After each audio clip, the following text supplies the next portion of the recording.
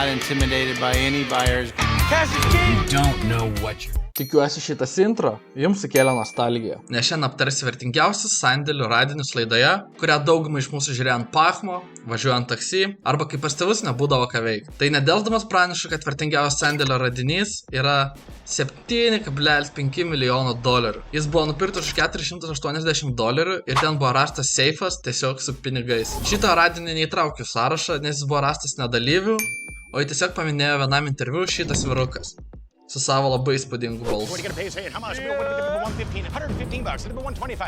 Šiandien aptarsiu kelis vertingiausius sandėlius rastus būtent sandėlio karų dalyvių. Tada dar gale pasidalinsiu įdomią informaciją. Aptarsiu, kas išsiskyrė Lietuvos sandėlių karus. Ir ar tai, kad ši laida galimai buvo surežisuota? No, God! Gerai, gan kalbų, marš prie darbų. Tai 5 vieta priklauso sandėliui, kurį pavadinau didžiai nevykėlės dainos žodžiais.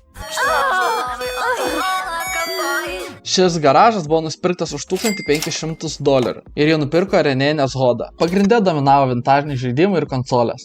Jei kam įdomu, tai buvo tokių brandų kaip Sega Genesis, Super NES ir Nintendo 64. Dar buvo rasti tokie žaidimai kaip Scat, Muša ir Bubble Bobble antra dalis. Sandėlio vertė epizodo metu buvo apie $45,000 JAV. Bet skaitydamasis forumus nustebau, kad sandėlys galėjo būti vertas ir daugiau. O nuostabą sukėlė tai, nes dauguma sandėlių priešingai. Laidos dalyvių būna įvertinti geriau, nei yra jų reali kaina. O mano kriterijai buvo būtent tokie, kad aš vertinu sandėlius pagal tai, kaip juos vertino laidos kūrėjai. Tai dėl to šitas sandėlys ir atsidūrė 5 vietoje. Dabar 5 vieta užleis savo vietą 4 vietai. Ir šitą sandėlį pavadinau antikvariniai Kašpirovskio dantis. Ir kaip supratot, sandėlio radinys jau bus senienos. Ir ne, aš čia nekalbu apie mūsų močiutes. Sandėlys buvo įsigytas vėl to paties veikėjo Renė Nezhoda. Ir už jį jau buvo sumokėta $3,900. Buvo daiktų iš Japonijos, buvo labai nejaukios šypsenos laikrodis, Budo statula ir dar daugybė daiktų, su kuriais būtų labai nejauku miegoti vienam kambaryje. Ir viso nejaukumo vertė yra apie $50,000 JAV. Žinoma, savininkas kainą pats užmetė iš akies, tai kiek tiksliai buvo gauta už tai, net ir nežinau. Bet vadovaudamas į savo paties sugalvotą taisyklę, kad sandėlius vertinu pagal vertę, kurią užrašo laidos kūrėjai, tai taip ir palikau. Kalbant apie Renė Nezhodą, daugiau jo šiame sąraše nebus. Dėl to norėčiau pasidalinti jo YouTube kanalu, kuris dalinasi savo darbo užkulisiais. Tai kam įdomu, nueikite į aprašymą, ten surasit linką. Prie bronzinės vietos, ten randame Dave'ą Hesterį, arba geriau žinoma kaip turbūt vienas įkyriausių ir man asmeniškai nemėgstamiausių dalyvių.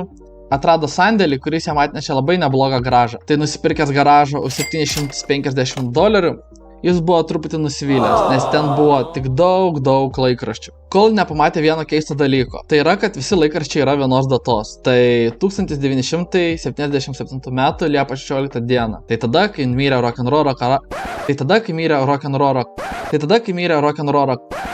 mirė Elvis Preslis. Iš viso laikraščių buvo apie 3,000 ir jie buvo kelių skirtingų žinių naujienų.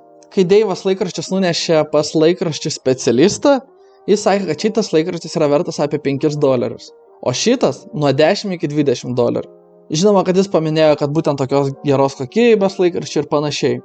O dabar, kad papasakosiu, ką radau eBay'ui, tai dabar, pavyzdžiui, radau, kad šitas laikraštis yra vertas nuo $10 iki $20. O brangesnė vertė dabar siekia apie $20. Ir viso sandėlio vertė yra net $90,000. Tai investuokit ne į bitcoiną, į laikraštį, tai gal toks laidos moralas? Nežinau. Gal keliamės kitą sandėlį, atrasim geresnių verslo idėjų. Antra vieta vėl turi pavadinimą. Ir jis yra žaislų istorija. Šitą sandėlį įsigijo Darelas Šycas, geriau žinomas kaip lošėjas. Tai jis ten rado daug įvairių žaislų figūrėlių, tokių kaip nežinau ir dar viena nežinoma figūrėlė, Queen figūrėlė. Tikiuosi pavyko kažką prigauti ir sunervinti. Tai ten buvo ne Queen, žinoma, o Kiss veidas figūrėlė. Ir maždaug 3,000 komiksų. Tai gerai, čia visur yra po 3,000 laikraščių, 3,000 komiksų, tai kiek jis uždirbo. Tai šitas sandėlys buvo įsigytas už didžiausią sumą visame šitame video. Tikiuosi supratot, ką pavyko pasakyti. Sandėlio kaina buvo $1,5,7,5,000. Kiek aš turėjau dolerių? Pats Darelas šitą sandėlį vertino net $91,000. Jei galvojat, kad čia yra daug, tai palaukit, kol išgirsite apie pirmą vietą, nes ten tas pats Darelas nugvelbė tikrą aukso grynuolį. Sumokėjęs už sandėlį 3600 pinigų, jis gavo 100 kartų didesnę grąžą. Ir taip jūs išgirdot gerai. Sandėlyje buvo rasta turtų už maždaug 300 000 JAV dolerių. Jei jums pasidarė įdomu, kokie tai radiniai, tai ten buvo rasta amerikiečių tapytojo Franko Gutierrez daugiau nei 300 eksponatų. Šitas sandėlys sukėlė labai daug klausimų, nes net Wikipedijos pagalba neradau šito tapytojo. Mokyklos geriausias mokytojas nurodė keli žmonės, bet nė vienas netiko.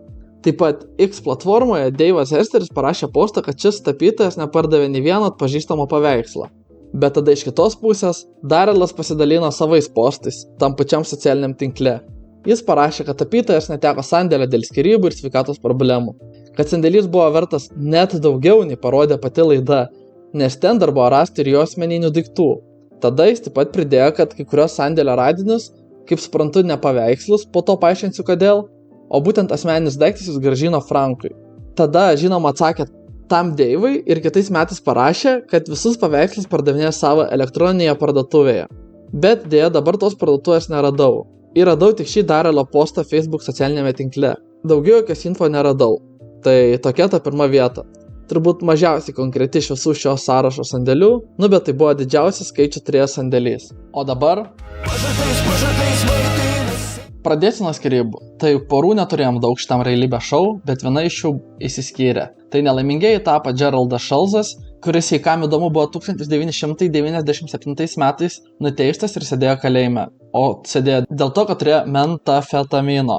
Ir jis išsiskyrė su savo antrąją pusę, Brandy Pesanti, kuri irgi yra nešventa, nes 2007 metais buvo sugauta, nes vairavo išgėrus. Jai teko sumokėti $390 baudą. Ir jie galutinai išsiskyrė 2018 metais ir filmuojant 13 sezoną, jie jau buvo nebe kartu.